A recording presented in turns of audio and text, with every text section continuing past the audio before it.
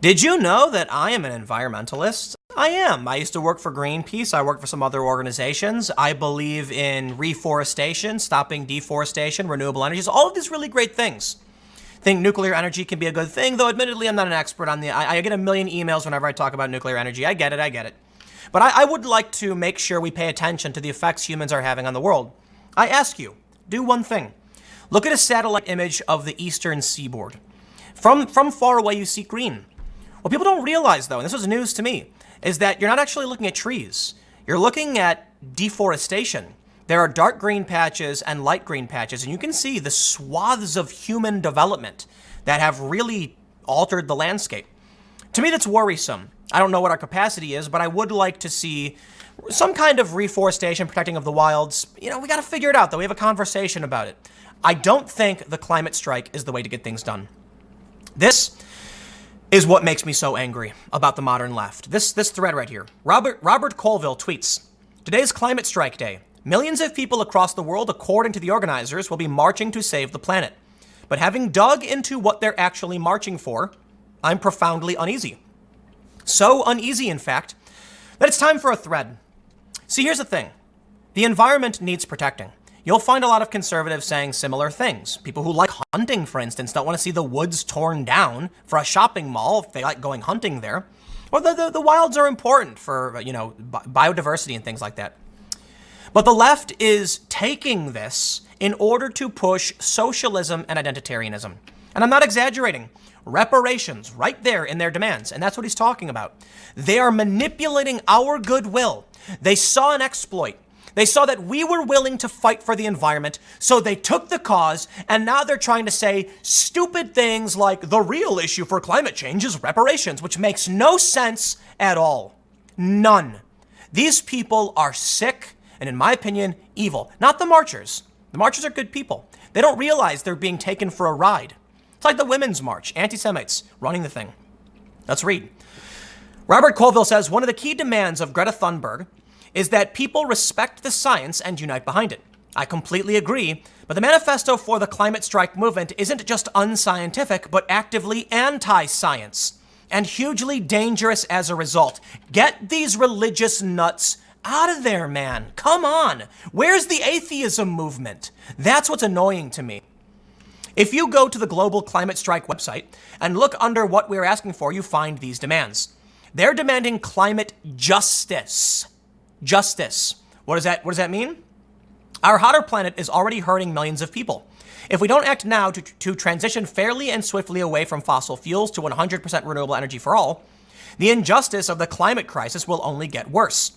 We need to act right now, stop burning fossil fuels, and ensure a rapid energy revolution with equity, reparations, and climate justice at its heart. It's the most annoying thing in the world.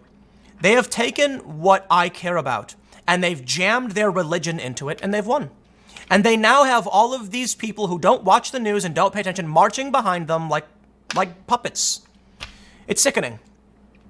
He says, already then, this isn't just about saving the planet, it's about climate justice, including reparations. This presumably means that since Britain invented the Industrial Revolution and has pumped X million tons of CO2 into the atmosphere, it should pay Y% of the cost. China, seemingly omitted from all of the complaints, producing more emissions than every other country, and producing more than the US and Europe combined. Are you going to see China doing anything? No. Is Greta going to China to complain to China? No. What is she doing? She's a Swedish upper-class young white girl coming to the US to lecture us about how we've already reduced our emissions. Dude, talk about China, man, or India. They don't. He says, if you then follow the link that defines climate justice, you get taken to the people's demands. And these demands are really, really worth fisking, because if the millions of people marching were told about them, I suspect they'd have a very different take. Let's start from the top. Ban fossil fuels is an obvious place to start. In 2011, the Climate Change Committee concluded that Britain might realistically get to 30 to 45% of all energy consumed being renewable by that point. Since then, things have gone pretty well. By 2025, half of the electricity produced in the UK will be from renewable sources. Incredible. Admittedly, this has been relatively low-hanging fruit, switching from coal to other sources. The current target is to decarbonize the economy by 2050. Philip Hammond has said this will cost £1 trillion. That equates to about 33 billion pounds, or 1.5% of the GDP per year, I think he's saying. I've tried to look up how much extra it would cost to bring that forward by 20 years to 2030, but there are no reliable estimates because it would be insanely expensive. But it gets worse, because Greta and co. want us to do this with our hands tied behind our back. And here comes the anti-science left. Not only are they anti-science in biology, they're anti-science in environment. They are pushing a dogmatic religion that is insane. And you know what? It's going to take over. You know, as an aside, you know that song, The Dawning of the Age of Aquarius? There's this, I don't know too much about anthropology, ancient religion, or anything like that. But in the Zeitgeist film, Peter Joseph, I don't know if you guys have ever seen this old stuff from 10, 15 years ago. He talks about how the Judaism was the age of Aries. Because of the precession of the equinox, we move into the age of Pisces, which is the fish, which is Christianity, and there would be a new religion emerging for the age of Aquarius. I'm not saying it's true. I just like the idea. It's interesting, right?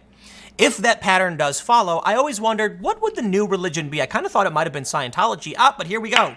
Intersectionality, in my opinion, is going to be a dominating religion. It's taken over. It's trying to gobble up everybody else. Let's read on, though. You can ignore that or look into it. It's a fun idea. I'm not saying it's true or anything. The next installment of demands urges us to reject false solutions. These include geoengineering, carbon capture, techno fixes, carbon trading, biofuels and bioenergy, smart agriculture.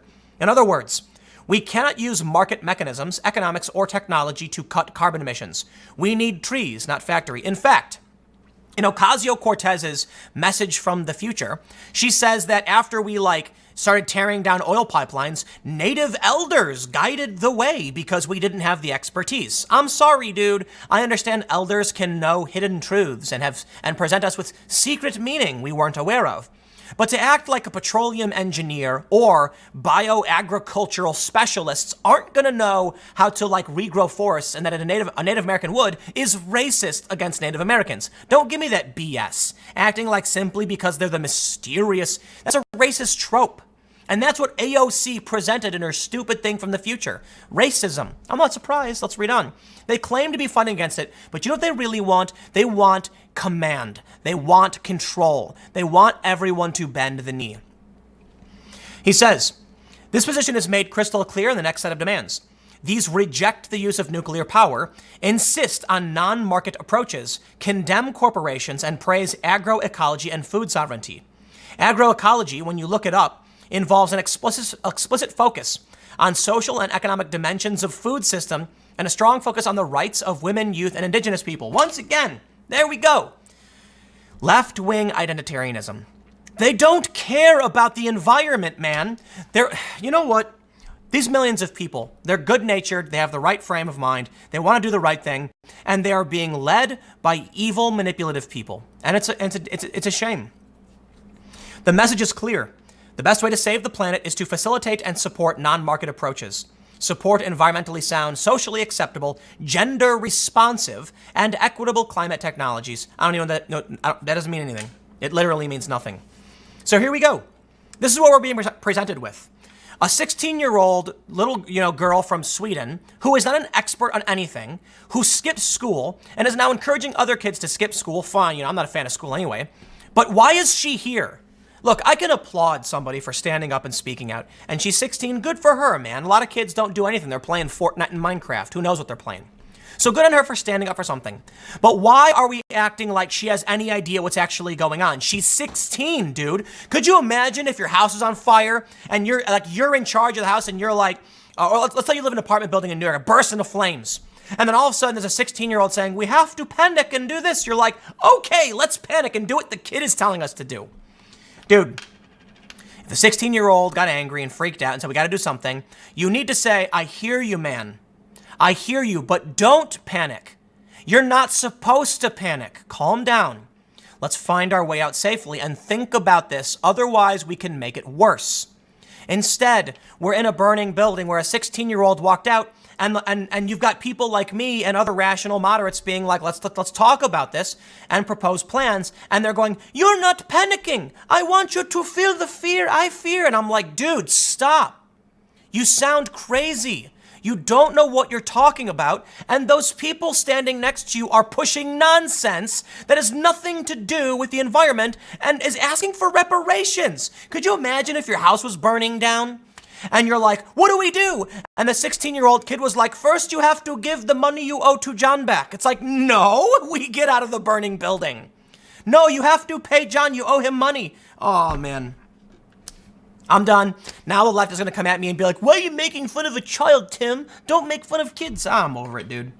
Stick around. Next segment will be coming up tomorrow at 10 a.m. Podcast every day at 6:30 p.m. Thanks for hanging out. Whatever. I'll see you next time.